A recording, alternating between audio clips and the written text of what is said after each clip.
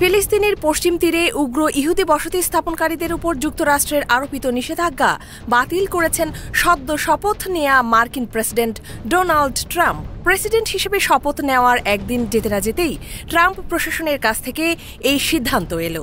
এর আগে ইসরায়েলি প্রধানমন্ত্রীর ঘনিষ্ঠ হিসেবে পরিচিত ও ইয়েশা সেটেলার কাউন্সিলের চেয়ারম্যান বেনি গান্টজ গত অক্টোবরে বলেছিলেন, আমরা আশা করছি ট্রাম্প জিতলে পশ্চিম তীরে যুক্তরাষ্ট্রের নিষেধাজ্ঞা প্রত্যাহার করা হবে।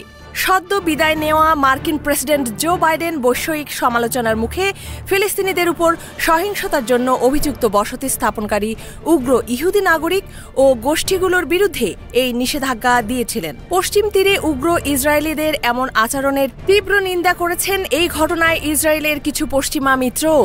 এরপরও বাইডেনের দেয়া নিষেধাজ্ঞা উঠিয়ে নিলেন ট্রাম্প। হোয়াইট হাউসের নতুন প্রশাসনের ওয়েবসাইটে ট্রাম্পের এই সিদ্ধান্তের কথা জানানো হয়েছে। সদ্য বিদায় নেওয়া বাইডেনের প্রশাসন ইসরায়েলকে ব্যাপক সামরিক সহায়তা দিলেও সমালোচনার মুখে ইহুদি বসতি স্থাপনকারীদের বিরুদ্ধে কিছু পদক্ষেপ নিয়েছিল, যা ইসরায়েলের অনেক ব্যক্তি ও প্রতিষ্ঠানের উপর প্রয়োগ করা হয়। এর ফলে নিষেধাজ্ঞার আওতায় পড়া ব্যক্তিদের যুক্তরাষ্ট্রে থাকা সম্পদ অবরুদ্ধ করা হয়। সেই সঙ্গে এসব ব্যক্তি ও প্রতিষ্ঠানের সঙ্গে মার্কিন নাগরিকদের আর্থিক লেনদেনেও নিষেধাজ্ঞা দেওয়া হয়। ইফফা তারা খান, ডেস্ক রিপোর্ট, এই সময় টিভি, ঢাকা।